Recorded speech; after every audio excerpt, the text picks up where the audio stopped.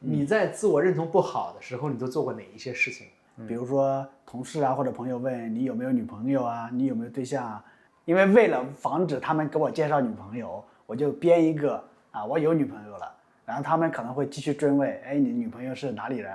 然后我可能会说，哎，河南的。然后下次另一个人问的时候，我可能我还得想一想，我上次跟这个人讲，我这个女朋友是哪里的，我还得考虑一下。我可能又说安徽的呀，可能会说错了。如果他们两个认识的话，哎，怎么你上次说不是河南的吗？怎么真的变成安徽的了？对，所以这个算是一个。那你有没有类似的这种经历呢？很多，我原来在这个青春期更早哈，比如说我上这个初中的时候，因为那个时候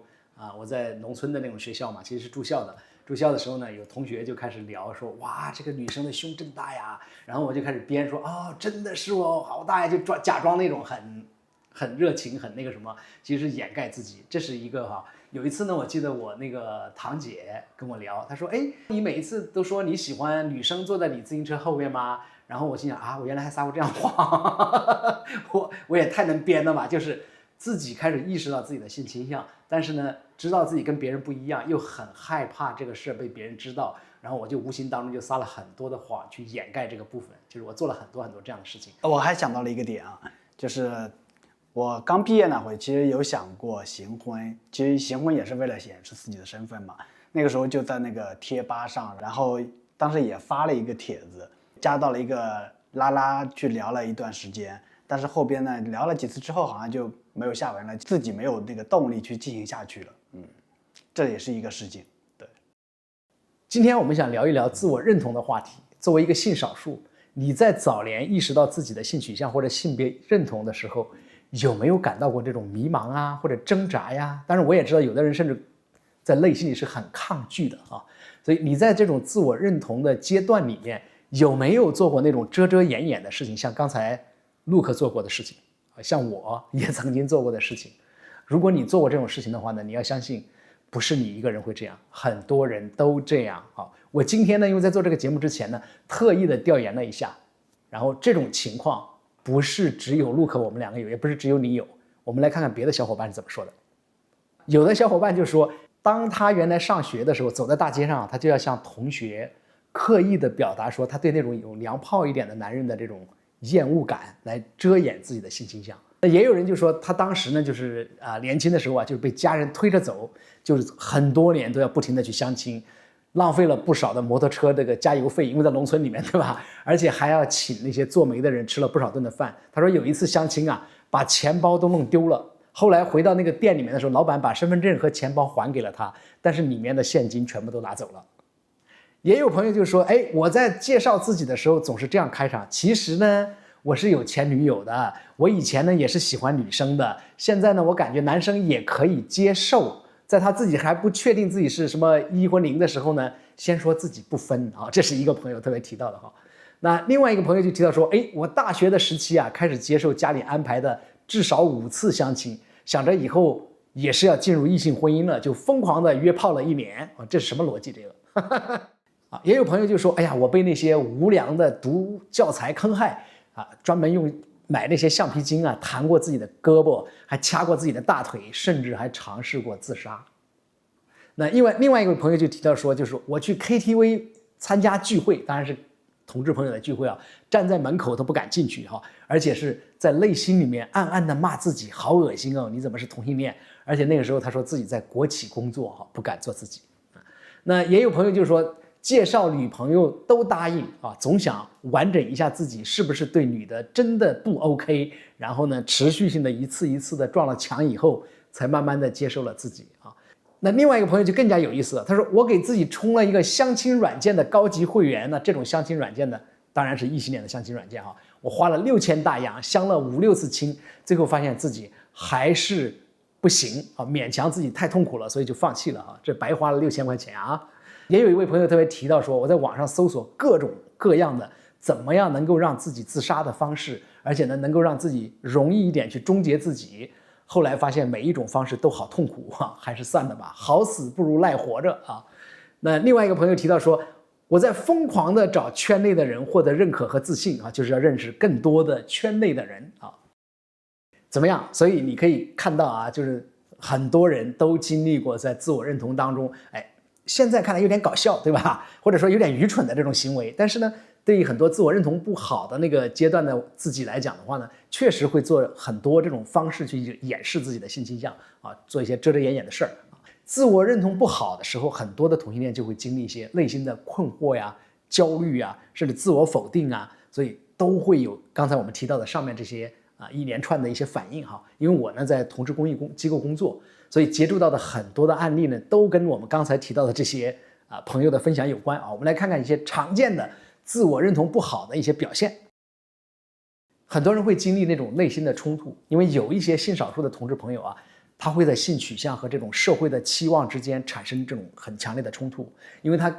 没有办法接受自己，尤其是在面对传统的文化呀或者家庭的压力的时候啊，或者说我想要更好的融入到社会，获得他人的认同的时候，他就会过度的迎合他人对性别或者性取向的这种期望，然后呢会压抑自己真实的感受。所以这也是你为什么可以看到很多的90后的中国的同性恋朋友，还有很多会走进异性婚姻，其实归根结底就是自我认同比较低嘛，对吧？过度的要去顺应别人的期待，他不敢做自己。有一些朋友呢，因为自我认同不太好的时候，他会有强烈的自我否定，会对自己的同性倾向产生否定，而且会有一种羞耻感啊，觉得自己是有问题的，是不正常的，是很丢人的。所以你看我们上面提到的这个，其中有一位朋友就说，他用橡皮筋不停地弹自己，想要把自己这个产生厌恶这个让自己能够改变。那另外的话呢，有一些研究啊，就说如果一个人长期的自我否定，还会引发这种抑郁症啊，还有焦虑啊等心理问题啊。那还有一些研究就显示的话呢，如果一个人他出柜之后能够获得一些支持，那这样的话呢，他的心理的韧性和幸福感的话呢就会更高。那因为有一些朋友他有羞耻感嘛，就会过度的自我保护。为什么？因为他害怕别人知道，因为他担心别人知道了自己的性取向以后，就好像会身败名裂，是吧？所以他就需要过度的隐瞒、否认和伪装自己。这个刚才陆克也这个否认过自己，我也伪装过自己，对吧？那这样的情况呢，可能会体现在生活当中的方方面面。比如说，我不想谈我的感情，我要避免谈。那也有的人呢，刻意的表现出对异性很感兴趣，像强哥就曾经干过这样的事儿哈。也有的人呢，会内化的恐同啊，就是有一项针对中国的男同性恋者的研究发现，恐同内化就是将社会对同性恋的负面态度内化成自我否定啊，就是这个就是所谓的这个内化的恐同吧。所以它其实是与消极的心理状态和高风险的行为是息息相关的。我们这里讲的这种高风险的行为，其实就包括说这个患抑郁症啊、焦虑啊、自残啊，甚至有自杀的这种意念啊，都很相关。我遇到有一些朋友呢，他其实是不愿意接受自己的性取向的，也不敢跟别人打交道，所以他就会感到特别的孤独，觉得这个好像没有人能够帮到自己，然后呢也没有办法跟其他人建立真正的联系，因为他害怕别人拒绝，或者说害怕受到别人的歧视嘛，所以他就刻意的逃避或者回避与其他人建立这种更亲密的关系。因为一旦关系更亲密了以后，别人就会问说，阿强你怎么还没有女朋友呢，对吧？你就会需要去做解释嘛。所以呢，有一些我们的性少数朋友就会有非常强的孤独感，而且呢，因为他长时间的这种回避型的这种社交关系以后呢，他就很难跟别人建立这种深层次的这种关系。这样的话呢，当他遇到困难的时候呢，他就很难获得社会性的支持。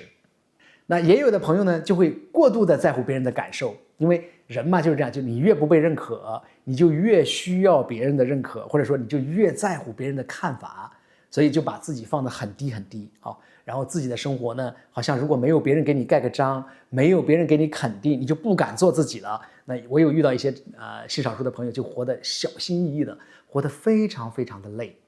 所以我也发现，就是那些自我认同高的我们 LGBT 的朋友，他其实是更容易融入社群，而且呢，他更容易建立这位社会支持网络另外的话，他的归属感也会更强，同时在职业的选择上呢，会更倾向于追求个人价值和兴趣。而不是说我要屈从于社会的规范因为别人怎么看我要去妥协不是这样子的那也有一些研究呢都显示说，公开身份的 LGBT 的员工，在一个友善的这种职场环境当中更具有创造力，而且他的工作的满意度也会更高。所以在自我认同和自我探索的这条路上，其实每一个人的节奏都不太一样。那么接纳自己的话呢，有可能是很难的一件事情，但是每一步你都值得去做。所以强哥建议你呢，多多参加社群的活动，参加那种线下的人与人之间能够见面这样的话呢，因为你能够获得社群的支持，而且你会发现，不是只有你自己一个人面临的这些挑战，而且很多人都曾经经历过跟你一样的一些处境。所以那些线下的活动呢，你还能够有机会遇到很多有能量的人啊，这样的话，这些有能量的人呢，就会能够给到你鼓励，也让你呢能够获得更好的社群的支持。我也希望您在看我们这个节目之后的话，也在评论区里面分享你的故事。你在自我认同的阶段，做过哪些现在看上去非常愚蠢又非常可笑的事情呢？记得跟我们分享。